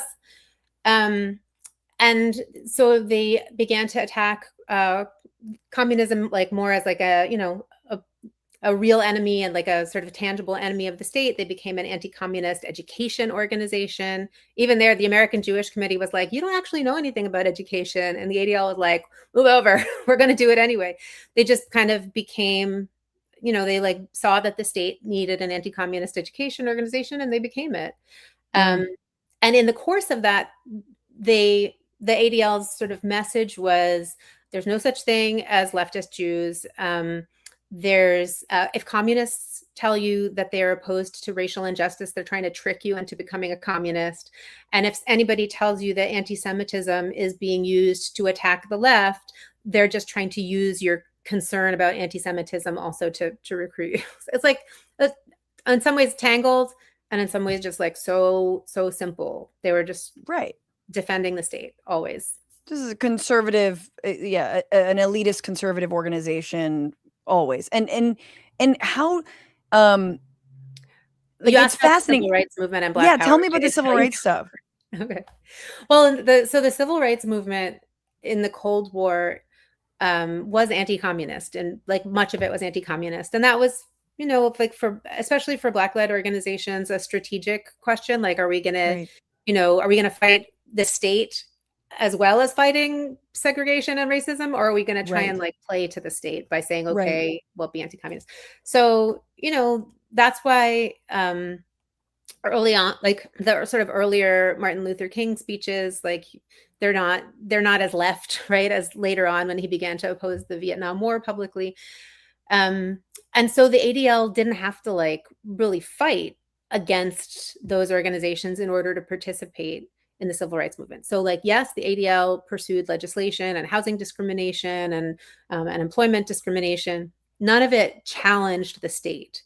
It was all sort of like colorblind, equal opportunity, that way that liberalism pretends that like everybody has the same chances, right?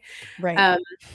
And when civil rights organizing started to move to the left and talk about actual structural racism and the fact that like it's not like color blindness isn't enough. You have to dismantle racist power and like share power and redistribute resources. That was when the ADL and also the American Jewish Committee pulled away. And actually also Black organizers were like, we can't work with these white organizations because catering to them means that we'll never be able to challenge racism. Right. So So once they it became, stopped being liberal, they were like, okay. exactly. As Jesse Jackson put it, I can't remember the exact words that he used. It's in the book, but when there wasn't a lot of decency to go around, Jewish organizations were willing to extend decency to Black people. The problem came when we started to ask for power. That's exactly, that's how it happened. Interesting. It's really sinister because I feel like a lot of in the last few years, since the genocide, I think a lot of so-called liberal Zionists, although people will contend that that's not even a term, Zionists have asked, specifically, like, Black people who and said I've heard said to them, like, hey, we were there for you at BLM, you have to be here for us at our genocide. That's a bit of a tell, right?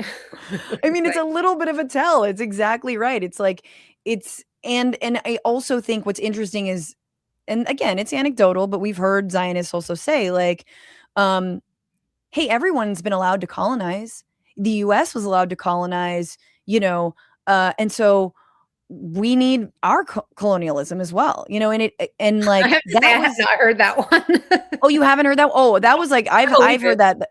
I've heard that one personally. Like you're mad at Israelis, but are you actually mad at the colonization of the United States? And it's like, oh yeah, they're like, well, are you going to go back to Europe? Are you going to go? Yeah, I am actually. I am that, and I would like to think that if there were fucking skirmishes between native people and settlers on my block, I would be on the right side of that history. I'd like to think, or and it's the way we see everything from Standing Rock to we're as we celebrate the 250th anniversary, we need to be laser focused also on indigenous people here in this country. So anyway, but I don't think people know this history, and my question is also about other Jewish organizations, because the ADL has taken so much air, so much room and so much air out of the room, or whatever the fuck. They take up a lot of space. They eclipse a lot of other organizations to where they kind of have become the de facto, is this anti-Semitic or isn't this organization? Right. What are the other organizations that attempted to step to them, or how maybe were they able to cement their political power in DC? Yeah, those are two different questions historically. The answer to how were they able to cement their political power actually is a very specific moment. And I also want to just sort of shift the gaze a little bit, because the ADL doesn't act alone. There's the sort of what the ADL has termed the Jewish establishment. I know if I said that without pointing to the ADL, somebody would be like, anti-Semite. The ADL has described the Jewish establishment, which is the Jewish defense organizations, which right now you might call the ADL, American Jewish Committee, and the 9 kajillion right-wing anti-Semitism groups that have sprung up in the last 10 years to try and enforce the idea that Zionism is Judaism. And then there's also the funding organization. So the Jewish federations, which is charities that are sort of sprinkled all around the United States, but kind of centrally organized. And then Cars for Kids, we've established. Oh my God. Scandal.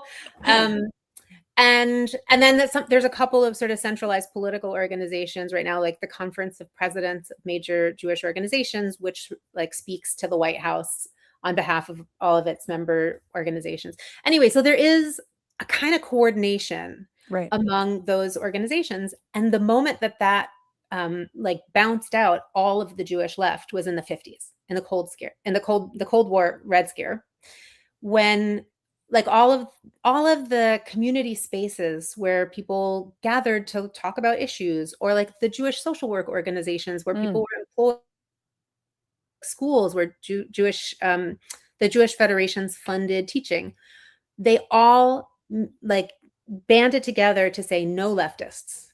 All the Jewish leftists fired from their social work jobs, their teaching jobs, anything that Jewish federations funded, banned from any community space, much like Hillel does right now. Hillel has chapters on every college campus, and they don't permit anyone to speak if they're not a Zionist, right? And so they did that, and they successfully bounced all of the entire Jewish left out of the Jewish sort of communal establishment. So organizations and all that was left was sort of organizations like the like the International Workers Order, which fizzled also in the Red Scare. So the entire Jewish left just existed outside of organizations, right? Yes. And so Which is that's interesting. the consolidation of the voice.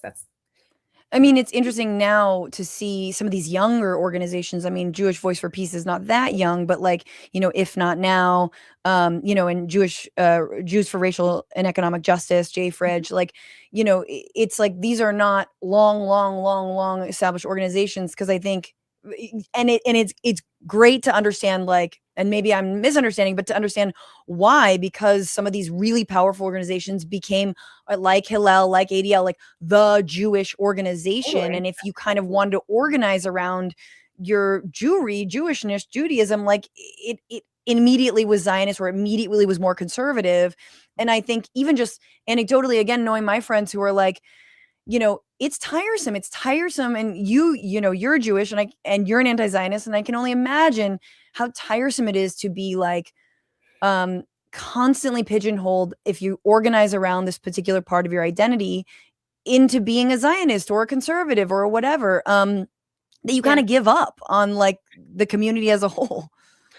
Yes, there are, as you're saying, like there's actually a ton of grassroots groups now that have formed and that are resisting, but like they don't have money. I mean, well, JVP has money, but generally speaking, like they're very grassroots. In the beginning of the second Intifada in 2000, I was part of a little organization of like queer New York Jews called Jews Against the Occupation. We did direct action, we did holidays, but we didn't have any money. And so, it falls apart after a while also because it's not sustainable. I don't want to be part of the ADL. I don't ever want to be part of like that infrastructure. That feels terrible. So I'm glad. I'm glad to not have to worry about that. But the other thing is, like, I also don't care about being an anti-Zionist because I'm Jewish. Like I'm an anti-Zionist and I'm Jewish, but I'm an anti-Zionist because I'm anti-racist. It has nothing to do, as far as I'm concerned, with being Jewish. And so it's actually okay with me to organize on that outside of the sphere of Jewishness. Totally fine. I think that's really an important point. I think there's that's just talking about and talking with a lot of Jews who are, and I know who, if they weren't Jewish, would definitely still be anti-Zionist. Right. But it's a way to kind of decenter yourself of like, this isn't just about like me feeling kind of defamed by this, ethno state and this genocide. It is that still just overly centers myself and my identity. It's not just about like my own ego. It is actually much broader. I see this as a broader, anti-racist thing. It's a constant struggle, actually. I mean, there is a Jewish anti-Zionist left, and it's a constant struggle to be like, are you like, when you meet somebody who's an anti-Zionist Jew and you're like, yay. And then you're like, wait a minute, are you in this for saving Jews? Or are you in this like for opposing racism and colonialism? And not everybody's on the same page. And I think that's why the Netanyahu has to go and he's terrible line rings so hollow with so many of us, because it just does feel like, well, we can preserve the whole state of Israel, we can preserve Zionism, It's just Netanyahu's making us look bad. It's the Chuck Schumer wing of it, and let's be real. It's like when the New York Times starts reporting on settler violence. It's like, oh, you noticed? It's like, oh, if we remove the settlers, we'll be fine. No. Exactly. We need to remove a few extra psychotic settlers and Netanyahu, but we can still preserve the, broader project of Israel, the expansion, the occupation, on the apartheid, and on and on and on. So I totally agree with you. Is there, I guess the other thing is like, what is the, like, institutionally, how are you able, because I'm sure you've been called anti-Semitic, a self-hating Jew, by virtue of the fact that you did this whole history and, did it well. And like, maybe it is the Jewish left, maybe it isn't, like, how do you build a counter to the ADL's prominence? Where do you see that sort of, and I kind of mean politically, like inside, the Beltway, like who should politicians start to listen to, and media outlets? Do you have thoughts on that? Yeah, I do. And it's hard because everyone's like, oh, what's the alternative institution that's doing the work that the ADL should be doing? And the answer is like, the ADL created this whole framework of bullshit. We should not replicate it with somebody else, right? Like the whole idea of tracking anti-Semitic incidents it was cooked up in order to divert attention from racism. Like that history is in the book. I mean, the very brief version of it that I could offer is that like when there were anti-Semitic incidents that happened in a local place, people looked at them, right? Like the community was like, what does this mean? Who did it? Like, was it a kid? Like, what is this swastika actually anti-Semitic, or is it actually maybe anti-Black, or is it anti-queer, right? Like people asked questions. And the ADL was in 1979 was the new director was Nathan Perlmutter, who was like a horrific neoconservative. He was the kind of neocon who was like, we should be in bed with the Christian right because they're supporting Israel. Like all this Jewish liberalism is bullshit. Like we should, whatever. And so he invented the tracking of anti-Semitic incidents to take that analysis and nuance out of looking at what was happening locally and just sort of suck it up into a national narrative of like Jews are victims and we need policing. And so there's no, like, it's already corrupt. And like, and you felt it was to take what, like, maybe at a time of like rising like criminalization of the Black and brown community specifically, to like take the wind out of the sails of like, hey, what's going on over here, and be like, actually Jews are suffering it. Actually, Perlmutter was freaked out because he thought that it had become too fashionable to care about anti-Black racism. He was like, what is this affirmative action shit? Like, why are people don't want to talk about, anti-Semitism, which by the way, he didn't think even existed. People don't want to talk about anti-Semitism because they're too busy talking about anti-Black racism. Like, what's that about? So, it's wait, time out. The guy who created the anti-Semitism tracker didn't believe that anti-Semitism existed? He didn't believe that it existed in the way that it's claimed. He was like, it's over. Like, basically, U.S. Jews are assimilated. He was obviously talking about white Jews. Right. He wasn't concerned about the other part of the Jewish population. He was like, Jews are assimilated. Jews are in politics. Jews have money. Like, we can live where we want. We can go to a country club if we want to. We're fine. But this left, this anti-racist left, this anti-war left is challenging Israel, and it's challenging the idea that the United States should be the moral leader of the world. Like it's challenging gender norms. He was like, this is the new left has like jumped the shark basically. So how can we kind of reel it back in? Very, very straightforward strategy. So to then sort of redirect focus. I mean, the other sort of insidious thing, and I don't know, maybe you can speak to the ADL's role in it, is the way that I think Black Americans get particularly labeled anti-Semitic when they like criticize Israel, or when or say something that is, I guess, a trope that they are not aware of. Like, I think there's sort of a vested interest, it seems, also in that. And then I started this show talking about AIPAC, but like, I mean, the amount that AIPAC very much is like pours tons of money into specifically like, Black politicians and Black candidates, which I don't know, it's something very insidious because. Right. Well, there's kind of a language, like a moral language, right? Like the idea of the civil rights movement and the way that it was adopted as a moral core of the United States after the 50s, after Brown versus Board of Education, 1954, there's this sort of sense that the civil rights movement kind of becomes the new founding story of the United States. And it's now the United States is not a settler colonial enterprise. It's a moral anti-racist, like liberatory enterprise. And the symbol of that in US politics is Black people and Black rights, not granting them, right? Like not actually taking care of racism or intervening in racism or like redistributing power, but symbolically, like the figure of like a Black leader who's talking about Black rights carries a lot of like iconographic power. And the ADL really leaned on that. They befriended Bayard Rustin, who was unfortunately a conservative who was like super opposed to Black radicalism. And they befriended him and began publishing his anti-radical tracts. And then they were like, look, our civil rights Black friend, And they sort of used that to reestablish their connection to the civil rights movement, because Bayard Rustin had been a leader in the civil rights movement. He was the organizer of the 1963 March on Washington and Martin Luther King's confidant and advisor. And so he was legitimately a civil rights leader, but he was a conservative who was saying the things that the ADL wanted to oppose radicalism.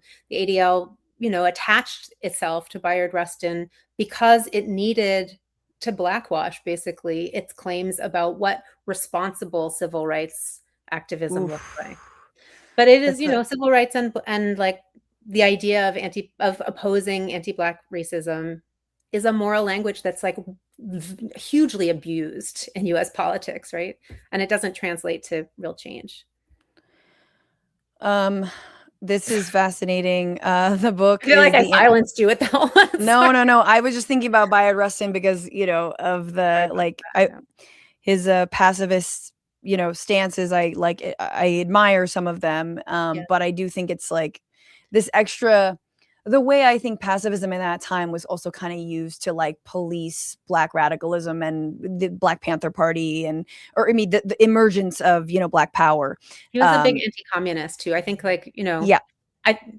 I don't think he's gay, right? He's such an interesting figure. Bayard Rustin's like such an interesting figure. So it's also like to know that he was like the ADL's sort of, They published his stuff because the Anatomy of Frustration, his famous speech, like, from protest to politics, like that was the ADL published that. He gave that was initially a speech to the ADL. Dang. It's tough stuff because he was a neocon. I'm so sorry for, those of us who need our Black gay heroes, but he was a neocon. But he also was really, I think, like unlike the ADL, he wasn't motivated by trying to dominate people. It's complicated. What's up with Jonathan Greenblatt? When can we do you talk about him in the book? A little bit. The book is mostly a history from the ADL's founding to 1991. And the reason for ending in 1991 is because it's kind of the hate crimes legislation, which becomes the ADL stock and trade, is like sort of cemented then. But it also is a history of the present. Like the reason that we care about the ADL's history is because it's doing so much damage right now. And so, yes, of course, there's like some discussion of Greenblatt in there in terms of what he's doing now. Particularly, he's such a weirdo. This Oh, you froze. Wait, say it again, Maya. Can you hear me now? Yes. I'm so sorry. The language that he started to come out with a couple of years ago, where like he was calling anti-Zionist Jews Soviet. Yeah, I don't know if you shut the oh God. He's like, this is like Soviet Nazi Soviet Soviet Nazi. Like he thinks he's in the Cold War. Like it's still happening for him. So he's he comes out of the Obama administration. Fun. I know, right? He's like sort of like the worst of the Obama administration, the sort of like liberal, but like liberal colonizer. Pod Save Israel, got it. Right. His prior work was that he and like a college friend decided that their big break in business was going to be to sell bottled water in Africa, which is just like such a douchebag move.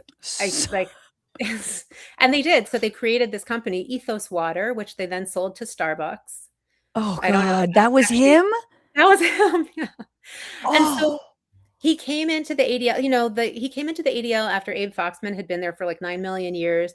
And he was kind of like the guy who like connected it to tech and like, made the website modern and probably, I'm guessing, was much more careful about what kind of information got out. He like sort of put a modern corporate entrepreneurial spin on it, connected to lots of huge donors.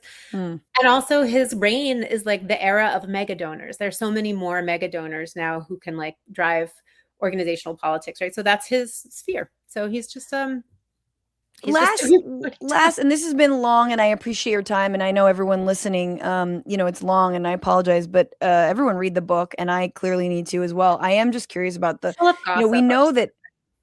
I'm sorry. The book is full of gossip. I hope that it's not hot goss. Yeah, exactly.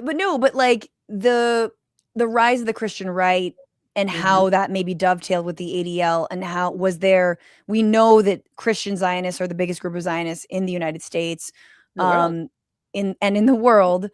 And how did the ADL interface with like the rise of the Christian right in, whatever, in 70s and 80s, or like the Federalist Society, or the fucking, what's the other one? Like all the, and the CPAC of it all. Like, how did they find themselves in it? The ADL has always been tight with power, right? So like whoever is running, people are like, oh, the ADL can get along with like a Republican administration, a Democratic administration. That's because they don't give a fuck, right? They're just they're with the state, whatever the state is doing. And to be honest,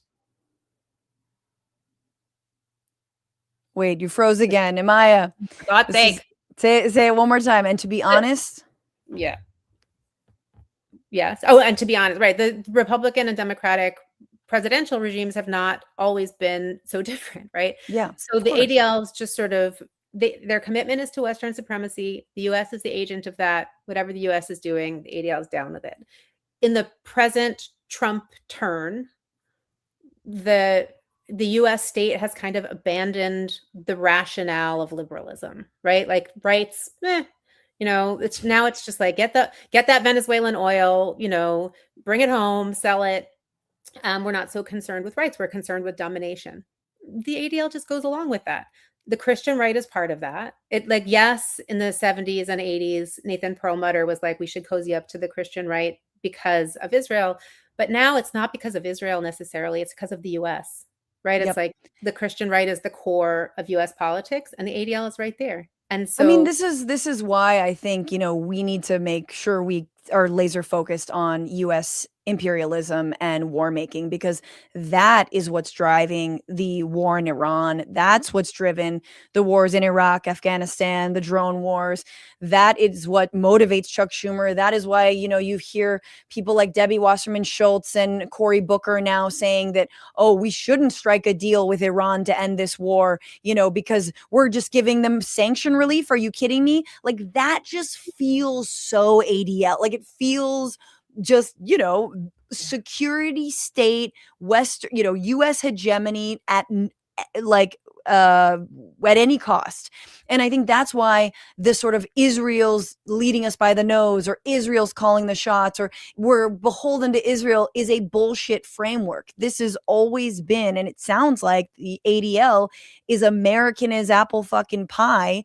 This has always been, a project of U.S., empire. So we cannot separate out, like, I really bristle at the idea that, like, Israel doesn't call the shots. Israel not calling the shots. No, it's a factor, but yeah, it's not calling it is a factor. Netanyahu is a factor, and it takes a very weak-minded president like the one we have and the one we previously had for us to get to this point. But it is 100% in the interests of the state, of the military, of power and the elite to continue our, support of this genocidal ethno-state. Emmaia Gelman, let's leave it there. The book is The Anti-Defamation League and the Racial State. Your podcast is Unpacking Zionism. Everyone, listen. What else? Anything else you need to plug? Get the book. The Institute for the Critical Study of Zionism does exactly this kind of looking into how Zionism works as a power structure. There's lots on there. Come have a look. CriticalZionismStudies.org. CriticalZionismStudies.org. Thank you so much for stopping by and for your generous time. Appreciate it. Thank you for this convo. Take care. And thank you all for being here. We got quite a long fart song coming up, but I'm going to read some comments. This guest is wild, dude. I'm genuinely impressed, says B. Grackled. I mean, yeah, historians be like that, yo. Like they, let's see. The ADL defending Elon gesture gave the game away, didn't it? I mean, truly, you could, Emmaia could write a whole book about just that. Like, when that was fucking waffled upon, you're like, all right, well, nothing means anything. Nothing means anything. Elon visited Israel. He kissed the ground. That's all he needed to do. And he can continue dueling a double Heil Hitler. That's fine. FDR, says on, I can't read the rest of that because I don't, but FDR on YouTube. And that's why Chuck Schumer was such a douchebag to Jesse Jackson, because he dared ask for that power. God damn, I can't believe Chuck Schumer is still in power. I can't believe he hasn't resigned out of shame. Thank you, Hypno Amber, for the super chat. Excellent guest today. I agree. Oh, hell yeah, James Adomian, says Matt. Biped Snake, it says, Crockett continues to not make me regret my vote for Tallarico. I mean, that's what I had just this sneaking suspicion that like some shit would come out, or we would see her take some, out of pocket endorsement like Wesley Bell. And there it was. Todd Roy, I want a mug, would cost almost $80 to ship to Canada. You know what, bud? We're going to work on that. All right. Don't worry. We're going to fix it. I know you're the one who wanted the mug. Shout out to Todd the mod. We're going to fix this whole international shipping situation. You don't like my music, says Jasmine, is a sassy neoliberal, not a progressive. Yeah, and sometimes that sass is good, but sometimes it is not. When you're trying to win, when you're trying to have a vision. Hypno Amber, I've been watching Hasan every day now. He knows his leftist theory, and that's really why the corporate Democrats are afraid of. I mean, well, so the last thing I'm going to say, and I forgot to tee it up, was Ashley St. Clair also said that the one group of people that Democrats are, Republican influencers are afraid of and Republicans are afraid of is Hasan. And so I just think it's funny that like the blue MAGA being mad at him because they don't really scare, like Kamala Harris doesn't really scare Donald Trump supporters, like corporate centrist status quo politics, empty identity politics doesn't really scare those supporters. People who get up and yell, fund the police, like Cory Booker doesn't scare MAGA. It's when the fucking movements take the streets. That's when they scare MAGA. That's when we scare MAGA. When Occupy Wall Street exists, when, anti-genocide protesters take over buildings, that's when we actually scare MAGA, because they're like, oh shit, this is the real people power. People power scares MAGA, and people who know their leftist theory and support that people power and social movements also scare MAGA. So I think that's the other reason why you're not seeing a lot of support for Hasan from the libs, is because there's no money in that also, there's no money in that. There's money in fucking being a NASCAR for corporations. Moondragon says, new catchphrase, who's going to hit the hot button? That's not quite what the hot button series is, but I like the catchphrase. Guys, there's so many people to thank. Again, if you're a member or on YouTube, you support the show. If you're a patron over on patreon.com/Bituation Room, number one, it is free for a month, but also you're supporting this show. If you're a paid Substack subscriber, you are supporting this show. And for that, you get thanked by the fart song. It's a song of fart. I don't care. I like it. This is my reactionary self. Thank you to EJ, to Gina M, to T, to Isaac, to Genevra. Thank you to Alexis, to Hockey, to B, to Allison Gray. Thank you to JB1999. Thank you to Isabel S. Thank you to Michael Murray for upgrading. Michael, I see you. Thank you over on Substack to Belle for becoming a paid member. Thank you on YouTube. New member just now, Jorge Alberto Herrera 5301. Thank you to Daya Autumn. Thank you to Labor Liberal CA, Multi Phoenix 30, Near the Fall World, SL Flu. Thank you to Gary Alexander, to Norm No More GDM. Thank you to Legally. Thank you to Dodamo Do. Thank you to Kuzo Queen. Thank you to Lindsay Mitchell. Thank you to India Juliana. Thank you to Michael Runko. Thank you to Baby KL Love. Appreciate you all. Over on Twitch, thanks to Holy Beer Dragon for giving out 5 community subs. What up? Thank you to Fascist Killa for giving out 2 community subs the other day. Patreon is free. Get access to the full interviews for 1 month, y'all. 1,000 people get a free gift. Go there.